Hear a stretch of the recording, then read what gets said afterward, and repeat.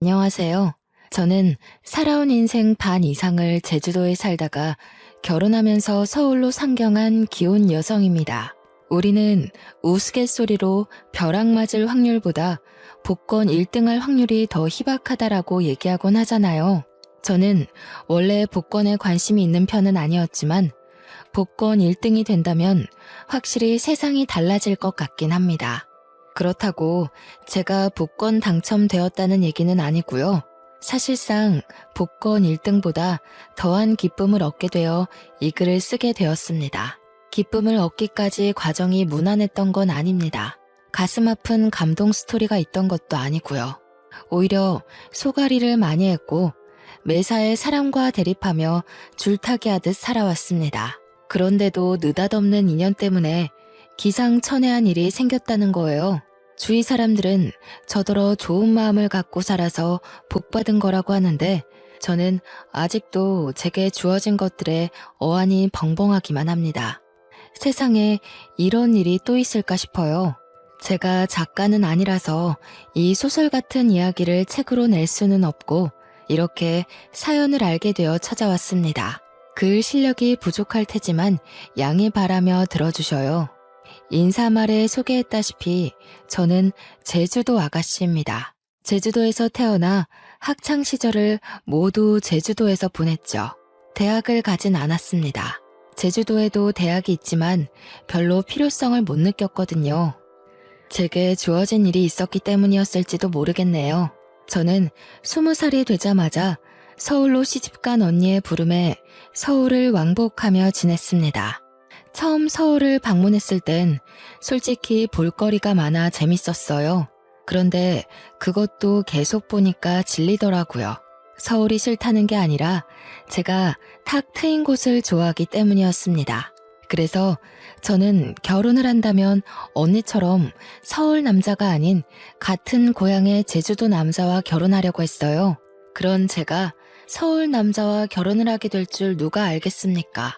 남편과 제가 처음 만난 곳은 기내에서였습니다. 서울로 볼일을 보고 제주도로 돌아가는 비행기에서 남편을 처음 만나게 되었는데 당시 남편이 제 옆자리에 있었어요. 먼저 말을 걸어본 건 저였습니다. 남편이 제주도 지리가 그려진 팜플렛을 들고 있길래 고향 짬밥으로 오지랖 좀 피웠던 거죠. 제주도 관광 가시나 봐요? 서귀포 갈치도 맛있는데 저기 에어릅 쪽 갈치가 진짜 장난 아니에요. 방송도 타졌어요. 절대 후회 안 하실 거니까 갈치 먹을 거면 에어릅 가세요. 아, 제 소개가 늦었네요. 제가 제주 토박이에요. 아, 그래요? 마침 잘 됐네요. 제가 제주도는 처음 가보는 거라서요. 혼자 여행을 하기에 어디가 좋을까 찾아보는데 사람들이 제주도 많이 추천해 주더라고요. 에어릅? 거기 어디쯤에 있어요? 잘 몰라서 그러는데 위치 좀 알려줄래요? 관광 대화를 시작으로 남편과 저는 제주도 이야기를 많이 나눴습니다. 비행기 착륙 때까지 저희는 시간 가는 줄도 모르고 얘기에 푹 빠졌어요. 저는 고등학교 졸업 후 서울과 제주도 왕복을 자주 했기에 사투리가 제법 물러진 편이었습니다. 남편이 제주도 사람들이 자주 쓰는 사투리가 뭐냐면서 묻길래 그런 것도 알려주고 배우기도 했는데 저도 나름 재밌더라고요. 매번 서울에서 제주까지 왕복하는 게 지루하기만 했던 제가 그날만큼은 눈 깜짝할 새 제주도에 도착한 게 놀라울 따름이었죠. 그리고 착륙해서 그대로 작별 인사를 하는데 거기서 남편이 제게 연락처를 물어봤어요. 그렇게 만난 것도 인연인데 앞으로 연락하며 친하게 지내고 싶다고 하더라고요. 저도 남편과 제법 잘 통한다고 생각했기 때문에 흔쾌히 수락했는데 그게 연인으로 이어질지 몰랐습니다. 서울 남자였던 남편은 제 번호를 따간 지 12시간도 안 돼서 연락이 왔었고 그날 홀로 여행을 간 거라서 자기가 지리를 잘 모르겠다고 저더러 놀아달라 그랬어요. 그렇게 빠른 시일 내에 가까워진 우리는 남편의 고백으로 서울 돌아가는 날이 될 때 연인이 된 겁니다. 주로 남편이 저를 보러 주말마다 제주도로 날아오는 편이었어요. 제가 서울을 갈 때는 남편이 일을 하고 있는 데다가 또 제가 외박은 할 수가 없었기에 만나기 어려웠습니다. 제가 서울을 자주 방문했던 건 친언니가 형부랑 같이 서울에서 오메기떡이 주재료인 카페를 하고 있었기 때문입니다. 친언니가 당시 임신을 하고 있었는데 애 낳으면 일에서 손을 놓을 거라고 했고 형부는 다른 사업을 시작할 거라면서 저더러 나중에 그 카페를 물려받으라고 인수인계 해주는 상황이었어요. 그러나 당장 카페에서 매일 일할 수 없었던 이유는 아직 제주도에서 친정 부모의 일을 도와줘야 하기 때문이었습니다. 아빠는 고기잡이 어부였고 엄마가 제주에서 오메기떡 장사를 했는데 저는 언니 카페에 물려받은 거라 굳이 공부를 안 했고 그 전까지만 엄마와 아빠의 일을 번갈아 가면서 도왔습니다. 언니의 오메기떡 카페는 엄마한테 배운 비법으로 서울 가서 장사하는 거였죠. 어쨌든 그렇게 남편이 주말에 제주도로 오면 하룻밤 자고 올라가고 그랬습니다. 친정 부모님이 보수적이기 때문에 제가 외박을 할 수 없어서 밤늦게까지만 같이 놀다가 남편은 모텔에서 숙박하고 저는 집에서 자는 데이트를 이어갔어요. 그러길 반복하다 보니 남편이 저더러 하루 종일 같이 있고 싶다고 저랑 있으면 생기가 돋고 즐겁다면서 결혼하자고 하는 겁니다. 당시 제 나이가 32살이긴 했지만 그때의 삶에 만족했기에 결혼에 대해선 생각도 해본 적 없었습니다. 원래 청혼은 이렇게 당황스러운 건가 싶었지만 저도 남편을 너무 좋아했기 때문에 깊게 고민하지 않고 결혼을 약속하게 되었죠. 결혼의 시작은 합가였습니다. 제가 모은 돈이 적기도 했고 시모 말이 제가 살림을 할 줄 모르니까 합가부터 시작을 하라고 하더라고요. 남편은 저한테 결정권을 줬기에 제 대답이 곧 답이었는데 저는 시모의 제안을 수락했습니다. 남편에게 더 좋은 아내가 되고 싶어서 시모한테 살림을 배워야겠다고 생각했거든요. 시부는 워낙 바쁜 사람이라 항상 새벽 일찍 나가고 저녁 늦게 들어온 사람이었는데요. 사업장의 오너라고 했으니까 어쩌면 당연한 거였어요. 그래서 시부는 제가 거의 얼굴 마주할 일이 별로 없었습니다. 거의 일주일에 3번 볼까 말까 했어요. 결혼식 때 말고는 인사도 제대로 나눠본 적이 없어서 효도하고 싶어도 기회가 전혀 없었어요. 남편은 시부를 너무 신경 안 써도 된다고 하더라고요. 원래 바쁜 사람이라서 누가 챙겨주는 것도 아마 부담스러워 할 거라고 말이죠. 그때부터 저는 시부의 안부를 굳이 궁금해하지 않았습니다. 저는 시집을 가면서부터 친정 일을 못하게 된 대신 친언니 카페로 매일 출근을 할 수 있는 여건이 되었는데요. 이제부터 출근을 하겠다고 시모에게 미리 알렸더니 시모가 그것을 못마땅해 하더군요. 그걸 꼭 지금 다녀야 되겠니? 그리 급한 것도 아닌 것 같은데 결혼 생활에 적응하고 나면 다녀도 되는 거 아니냐? 언니 출산 일이 얼마 안 남아서요. 저희 사정도 좀 급한 상황이에요. 제주도 살 때는 거리 때문에 자주 못 다니고 있었거든요. 여기서는 그리 멀지 않아서 빨리 배울 수 있을 것 같더라고요. 그럼 내가 제대로 살림도 못 가르치겠네. 너희 분가하려면 살림을 빨리 배우는 게 좋을 텐데. 섬에서 올라왔으니 모르는 게 많을 거 아니야. 서울집이랑 섬집은 많이 다르다. 예, 네가 제주도에서 어떤 집에 살았는지 모르겠는데 서울 아파트는 그런 데랑 차원이 달라서 배워야 할 게 수두룩해. 언제 다 배워서 네 남편 챙기려고 그러니? 제가 서울집을 안 가봤겠습니까? 저희 친언니 부부네 집이 서울입니다. 대화를 좀 하다가 알게 된 거지만 시모는 제가 제주도 섬에서 올라온 처녀라는 것에서 수준 차이 난다고 생각하고 있었어요. 아무리 꼬질꼬질하게 있어도 서울 사람은 귀티가 나고 아무리 치장을 해도 섬 사람은 빈티가 난다는 생각이더라고요. 그건 조금만 대화를 해봐도 느껴지는 부분이었습니다. 당연히 불쾌했죠. 그러나 시모가 제게 직접적으로 욕하는 것도 아니었고 은근히 무시하는 경향으로만 툭툭 던졌던지라 제가 대놓고 시모 말에 불쾌함을 드러내기가 애매했어요. 그나마 할 수 있었던 건 시모 말에 무조건 굽히고 들어가지 않는 걸로 대신 불편했던 감정을 풀어냈습니다. 예를 들면 제가 카페에 출근하는 걸 막으려는 시모의 제안을 뻔뻔하게 거절했고, 시모가 빙빙 둘러서 자기 원하는 대답을 유도하려 할 때 그걸 시종일관 눈치 없는 척 하는 것 정도였습니다. 그럴 때면 시모가 저를 답답해하면서 한 번씩 자기 분에 못 이겨 저를 포기해버리고 말았어요. 그 덕에 다행히 언니 카페에서 출근을 매일 할 수 있었습니다. 남편에게는 시동생이 하나 있는데요. 시동생이 이 시댁에서 좀 남다른 존재더라고요. 남편과 달리 우수인재 축에 속해서 진작에 유학생활을 하고 있었다고 하더군요. 남편은 공부머리가 뛰어나지 않아서 시부가 유학 제안을 했었지만 바로 거절했다고 했고요. 그래서 시댁은 다른 집과 다르게 희한하게도 장남보다 차남이 우대받는 입장이었습니다. 몰랐는데 시모가 제게 촌스럽다고 은근히 돌려서 서울 여자들이랑 비교했던 것처럼 남편한테도 은근히 시동생과 비교를 하지 뭡니까? 넌 내년에 봉급 얼마나 오른다니? 그래도 다닌 지 오래됐는데 이제 좀 확 오를 때 되지 않았나? 그놈의 쥐꼬리만한 월급 때문에 내가 다 답답하던데. 공무원이 올라봤자죠. 엄마가 생각하시는 만큼 오를 리 없으니까 그만 좀 물어보세요. 어차피 저한테 별다른 관심 없으시잖아요. 얘 봐라. 잔소리도 다 어미의 정이야. 내가 진작에 사업 하나 해보라고 했잖니. 요즘 같은 세상에 공무원 하나 해가지고 뭐 해먹고 살래? 네 동생 봐라. 벌써 그 나이에 한 달에 용돈만 돈 100만 원씩 보낸다. 내가 이걸 장남한테 받아야지 막내한테 받는 게 말이니? 어떻게 돈 불릴 궁리를 안 하는가 몰라. 시댁에서는 시부도 사업을 하고 있었고 시동생도 사업을 막 시작해서 단번에 성장했다고 했습니다.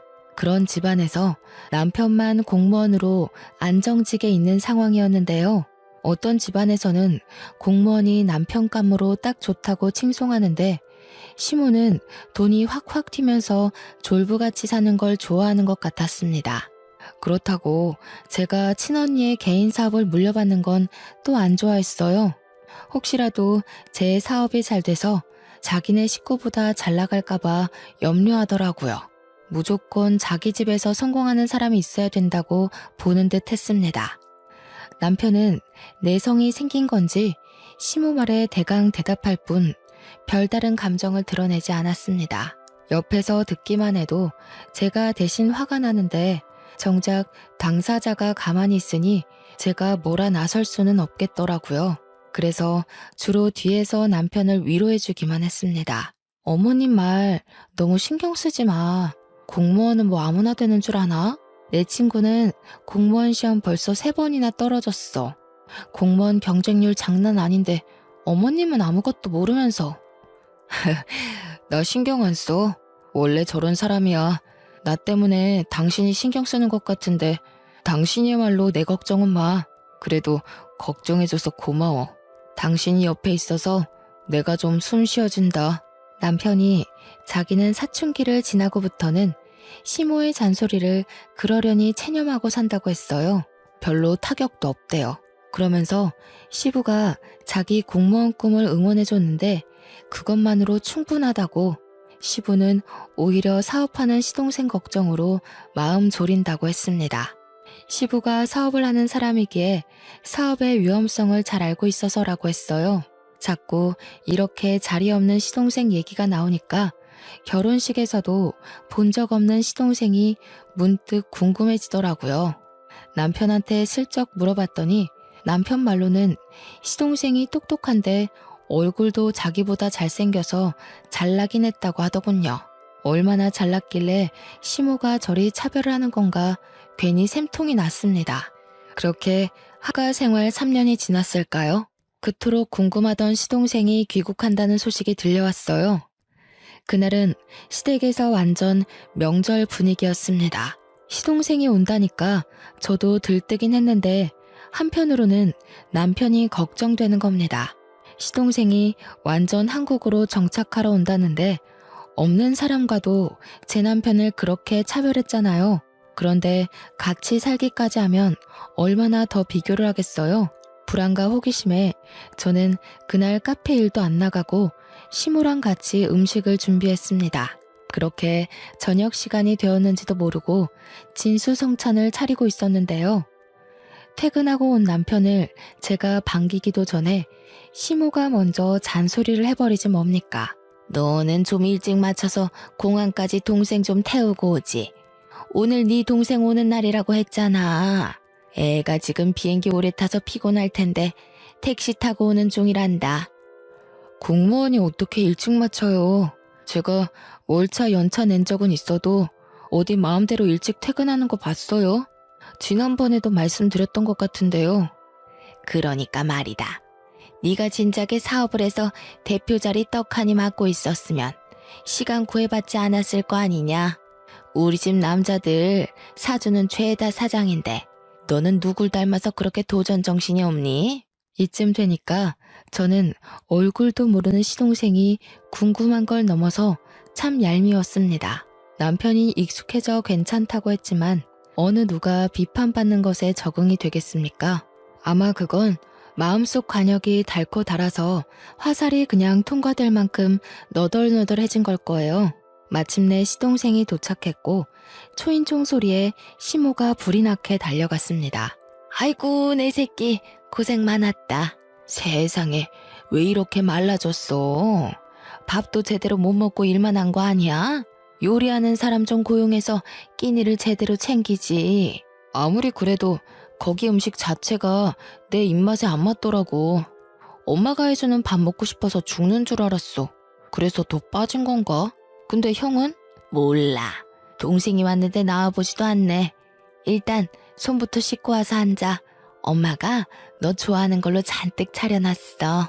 남편이 퇴근한 뒤 아직 씻고 있었기에 남편 대신 제가 나가서 시동생에게 인사를 했습니다. 남편이 시동생을 잘났다고 엄청 자랑을 했었잖아요. 그런데 솔직히 실제로 보니까 제 남편이 더 잘나 보였어요. 일단 외적으로는 제 남편이 더 키가 컸고 체격이 좋았습니다. 시동생은 좀 마르고 허여멀건한 데다가 약간 멸치상이었어요. 공부 잘하는 괴짜처럼 생겼더라고요. 제가 우리 남편 와이프라서 남편 편을 들려는 게 아니고요. 정말 남편이 시동생을 한참 좋게 평해준 거였다니까요. 그러니까 제 눈에 시모는 시동생이 돈을 많이 벌어서 그거 하나만 가지고 좋아하는 것 같았어요. 형수님, 형한테 얘기 들었습니다.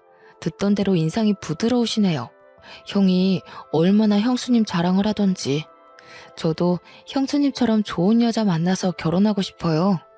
시모 때문에 시동생을 미리부터 미워하고 있었지만 막상 시동생을 만나니까 제가 얄미워했던 게 미안할 만큼 성격이 동글동글하고 좋더라고요.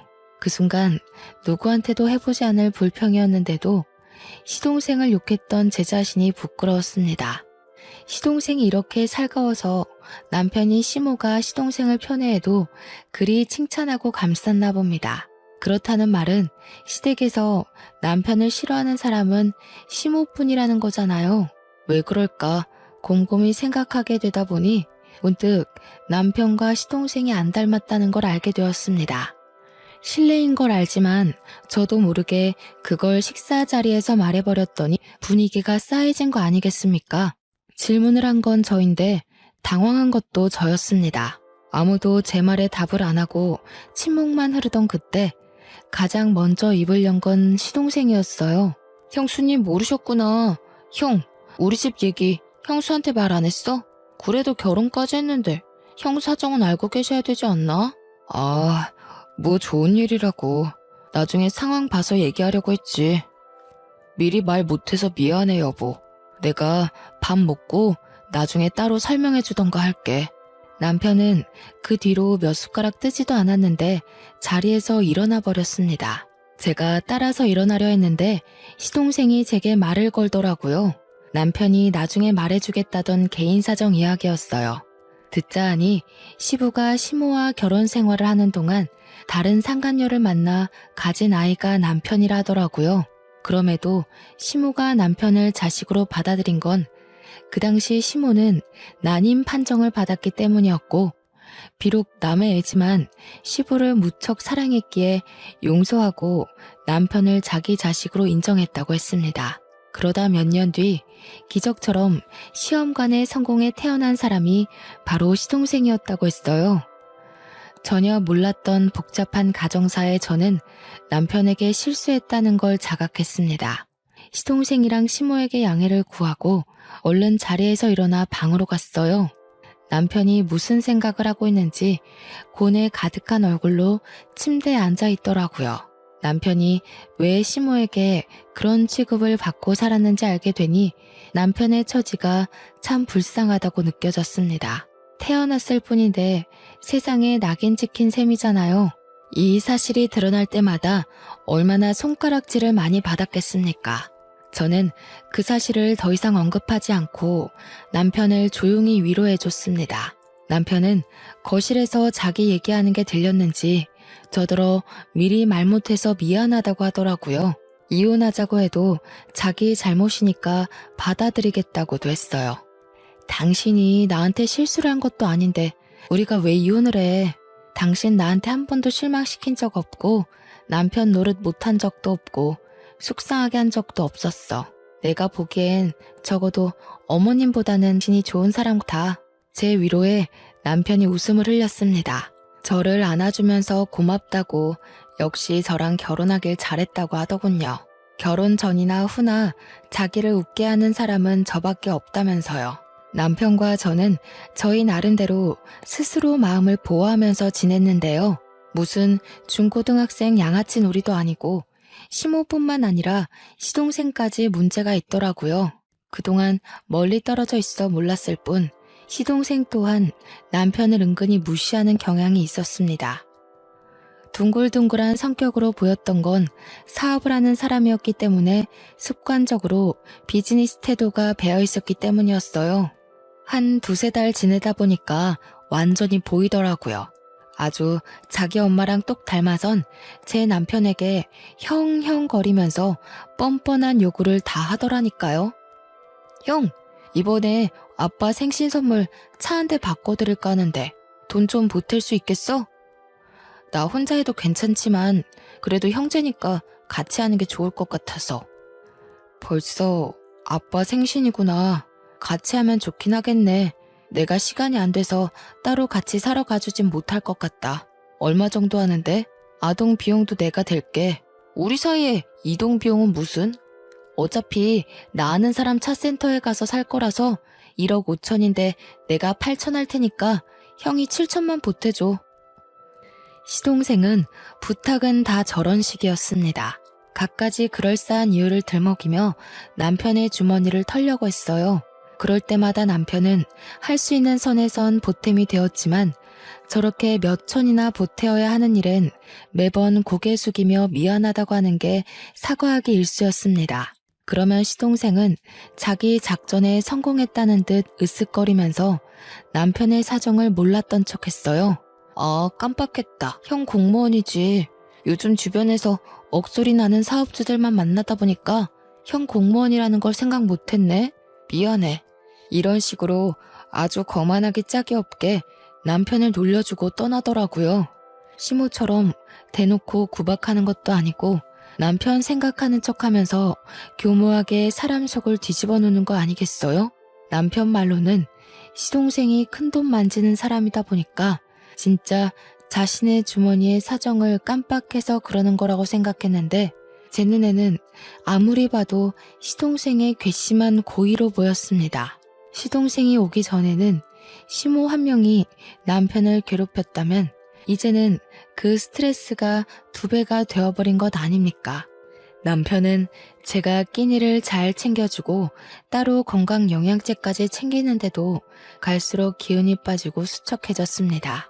이게 다 시모랑 시동생 때문이라고 생각했어요. 차라리 저를 괴롭혔으면 좋겠다고 생각할 정도였다니까요. 남편 없을 때는 제게 고나리질하지만 남편이 있기만 하면 시모와 시동생의 목표물은 남편으로 돌아섭니다. 제가 뒤에서 남편에게 위로하고 챙기는 것도 한계가 있었어요.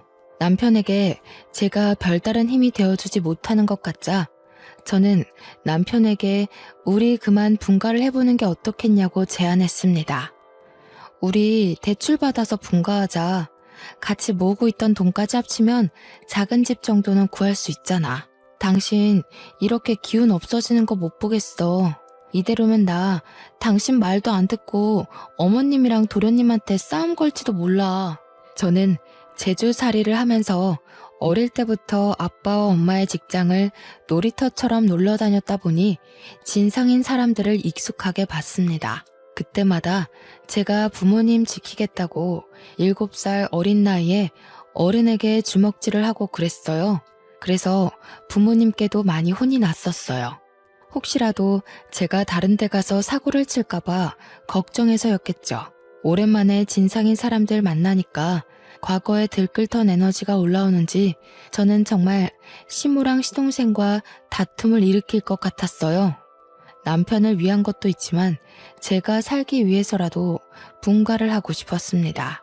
남편은 생각해보겠다고 하더니 하루 뒤에 바로 긍정적인 답변을 주었어요. 그 뒤론 망설이지 않았습니다. 하루라도 빨리 시모와 시동생을 남편과 떼어놓고 싶어서 저녁 식사 자리에서 얘기를 했어요.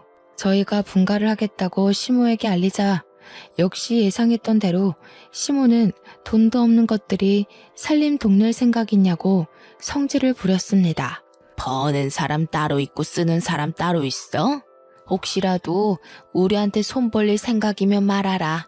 지금 애비랑 동생이 돈 잘 번다고 콩고물 좀 떨어지지 않을까 생각하나 본데 절대 그럴 리 없다. 우리가 알아서 할 거니까 엄마는 신경 쓰지 마세요. 손 벌릴 생각 없으니 분가할게요. 아버지한텐 제가 따로 연락드리겠습니다. 왜 그래 형? 내가 와서 불편해서 그래? 그럼 그냥 형이 있어. 내가 따로 독립할게. 형 돈도 없으면서 왜 굳이 바보 같은 짓을 해. 이럴 때면 진짜 나이 거꾸로 먹는 것 같다. 바보? 시동생의 섬나는 발언에 저는 남편의 아내로서 더 이상 듣고만 있을 수 없었습니다. 그래서 저도 모르게 제주살이 하면서 억세졌던 성격이 불쑥 튀어나와 버렸지요. 다들 돈 하나름 쥐어줘 보거나 그런 말씀들 하세요. 맨손에 맨입으로 돈 없네 마네. 남의 주머니 사정 놀리지 마시고요. 그렇게 돈이 많으면 좀 뿌려보시든가요. 그래야 우아하면서 입 벌리고 부러워하기라도 하죠. 맨날 말로만 떵떵거리지 큰돈 만진다는 게 진짠지 아닌지 알 수가 있나? 뭐라고요? 형수님, 무슨 말씀을 그렇게 하세요? 아무리 섬 구석에서 덜 배우고 컸다지만 저도 엄연히 시댁 사람입니다. 말 가려주세요. 공무원이라고 무시하는 요즘 세상에 시댁 사람, 친정 사람이 어딨대요? 지금은 명절도 안 챙기고 다들 여행 가기 바쁜 시대예요. 시댁 사람은 무슨? 어머, 얘가 오늘따라 왜 이러니? 너 약 먹었어? 그게 무슨 말버릇이야? 세상에 어느 며느리가 너처럼 어른 앞에서 입을 함부로 놀린다니? 어머님도 그러시는 거 아니에요. 어머님 친구 없으시죠? 제가 볼 땐 사람들이 어머님이랑 대화 조금 해도 다 떨어져 나갈 것 같은데. 그래서 더 돈으로 치장하고 사람들 마음 사려는 거죠? 시모는 제 말에 뒷목을 잡으면서 벌떡 일어났습니다. 제 얼굴로 올려는 손을 남편한테 붙잡히는 바람에 화만 버럭 냈어요. 그날은 제가 시댁을 들어오고 시댁에서 처음으로 대판 말다툼이 벌어진 날이었습니다. 제가 굽히지 않으니 상황은 극에 달하기까지 했는데요. 급기야 시동생이 시부한테 연락해서 시부까지 일을 중단하고 시댁으로 찾아오는 사태가 벌어졌어요. 저희가 얼마나 시끄럽게 싸움을 하고 있었으면 시부가 들어오는 소리를 못 들었지 뭡니까. 시부가 고함을 치는 바람에 저희 다툼이 무 자르듯 뚝 끊겨버렸습니다. 하필 제가 건방지게 막 소리를 지르고 있던 때라 저만 순식간에 죄인이 된 기분이었어요. 그리고 태세 전환 빠르게 들어간 시모는 주저앉으며 눈물을 터뜨렸고 시동생은 지 엄마를 달래줌으로써 저는 더 악질 며느리처럼 보이게 되었죠. 시부를 오랜만에 얼굴 마주하는 건데 이 꼴을 보여버렸으니 면목이 없어 고개를 숙였습니다.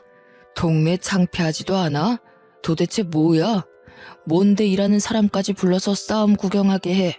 어디서 나이값 못하고 개싸움을 하고 있냐고? 그때 시동생이 시부를 불렀기에 시동생이 먼저 발언권을 가졌는데요. 아빠, 형수가 나더러 큰돈 만지는 거 구라 아니냐고 거짓말쟁이로 만들더라고. 아빠가 나 사업자금 대줬잖아. 그래서 내가 그거 아빠한테 다 갚았잖아. 증언 좀 해줘. 시부에게 혼나게 생겼다고 각오를 하고 있던 그 순간 시부가 시동생의 싸다구를 훅 날리는 거 아니겠어요? 찰진 소리에 모두가 깜짝 놀래서 숨을 죽였고 시모도 우는 척을 관두고 얼른 일어나 시동생을 살폈습니다. 절딱선이 없는 것. 내가 돈으로 잘난 체 하는 일 없도록 하라고 했지. 나는 아들이라고 봐주는 것도 없다. 철없이 굴면 바로 호적에서 제명이야. 어디서 사업하는 사람이 함부로 허세를 부려? 왜 애 얼굴에 손을 대요?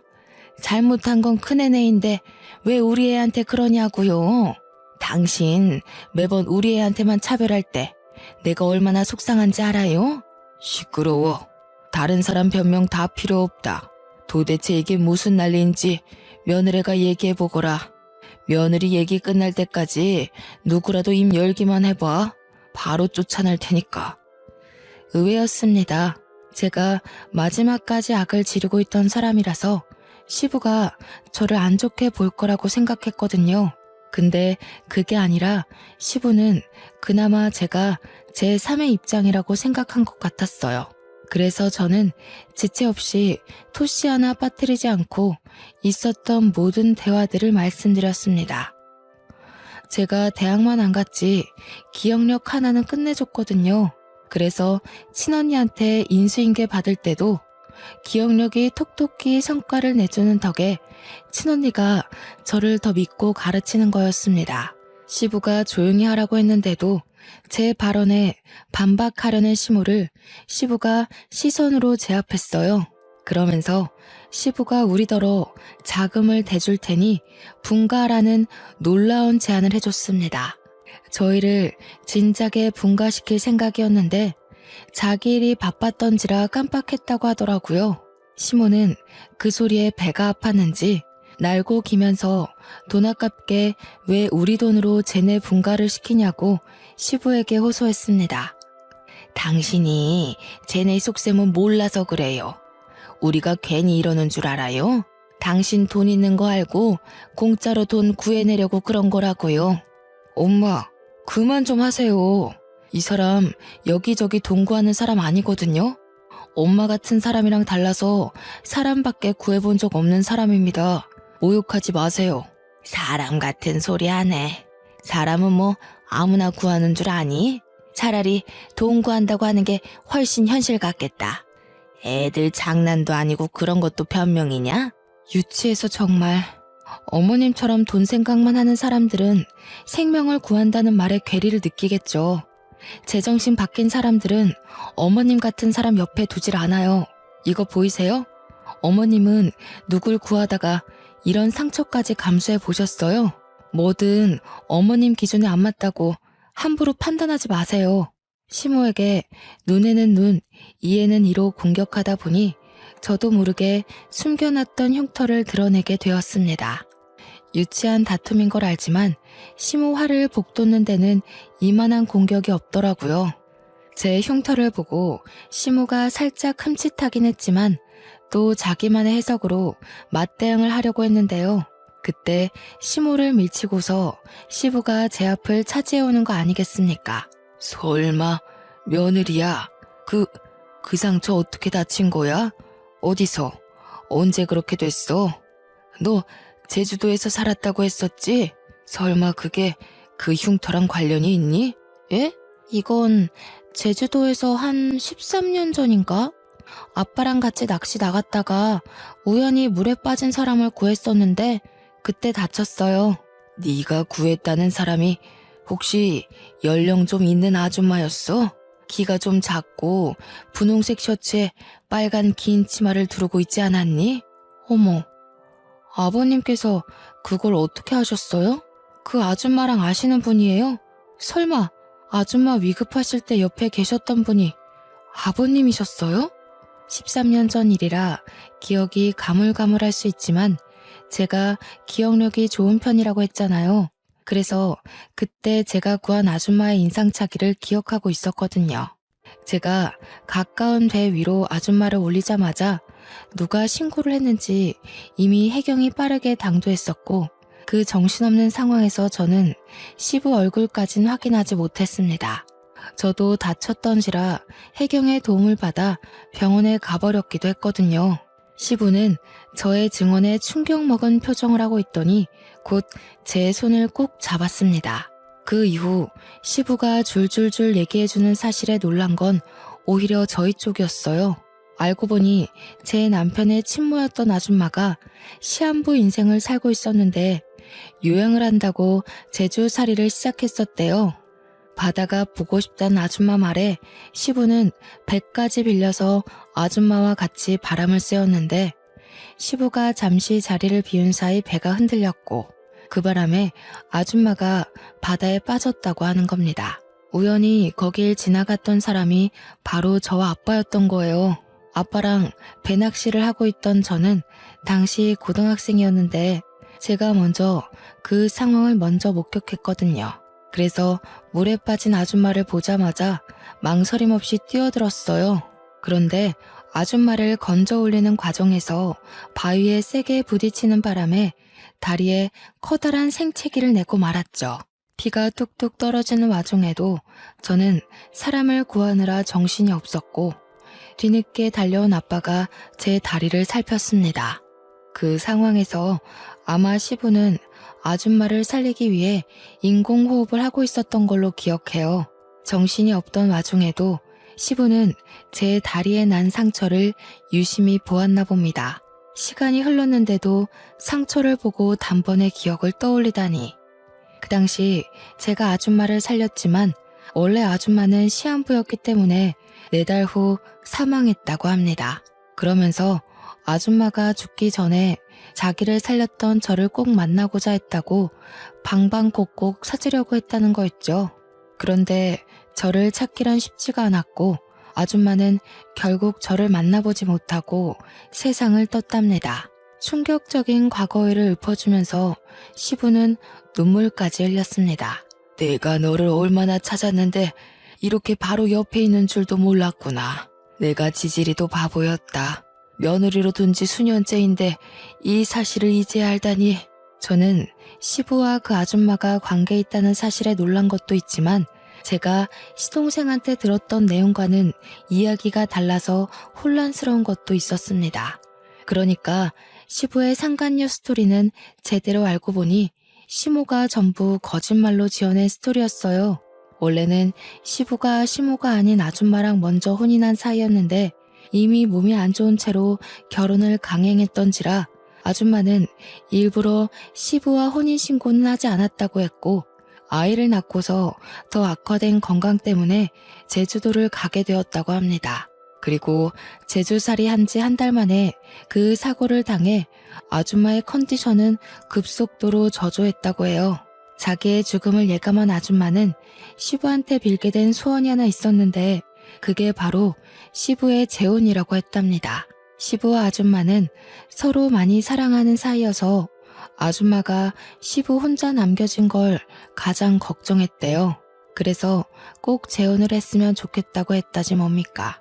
시부가 서류상에는 첫 결혼으로 보이겠지만 사실상 시모와 재혼을 했던 거였습니다. 시부는 아줌마의 마지막 소원을 들어주기 위해서 당시 아줌마의 요양보호사로 있던 시모와 계약 결혼을 했고 아줌마는 그걸로 이제 시부 걱정 않고 마음 편히 눈을 감았다고 했어요. 이 사실은 남편도 처음 듣는 것 같았습니다.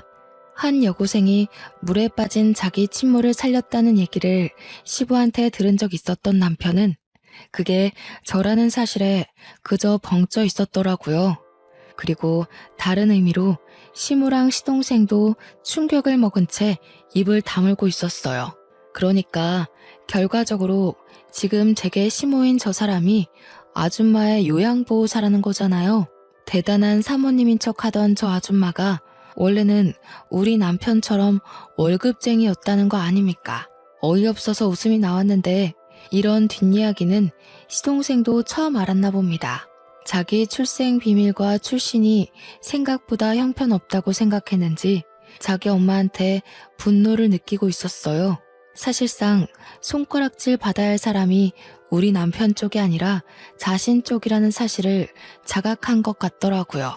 시동생은 시모한테 불같이 화내면서 따지고 있었습니다.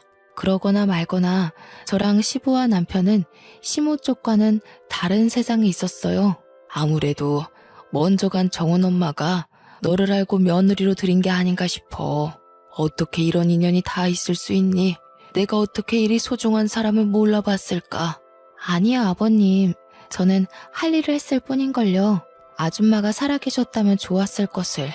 그래도 아버님 말씀하시는 거 들어보니까 아줌마가 정말 좋으신 분이었다는 게 느껴져요. 고맙구나. 내가 이제 먼저 간 정은 엄마한테 얼굴 둘 수 있겠어. 그리고 사돈댁에도 곧 인사를 드리러 가야겠다. 내 은인이 우리 집에 들어왔는데 내가 이대로 가만히 있을 수가 없지. 여전히 당황스러운 전개였지만 사실을 받아들인 저는 오히려 아줌마가 돌아가신 것에 유감을 표했습니다. 그리고 시부는 제게 만나면 꼭 보상할 거라 기다리고 있었다면서 잠깐 방에 들어갔다 나오셨는데요. 손에 쥐고 온 건 다름 아닌 통장이었습니다. 돌아가신 아줌마의 유언이기도 하다면서 저에게 그 통장을 주더라고요. 그게 아줌마 사업장을 정리하고 남은 돈의 일부라는데 아줌마 말로는 꼭 자신의 은인에게 답례를 하고 싶어 했다고 했어요.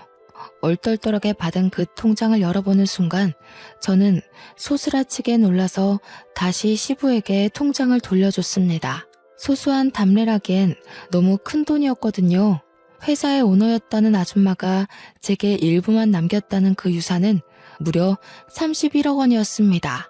한 번도 본 적 없던 숫자이기도 했고 너무 큰 돈이라 받을 수 없다고 바로 돌려줬는데 시부는 너무 완강했어요. 13년 전부터 이미 이 통장은 제 돈이었다고 자신은 주인을 찾아줬을 뿐이라고 하더라고요.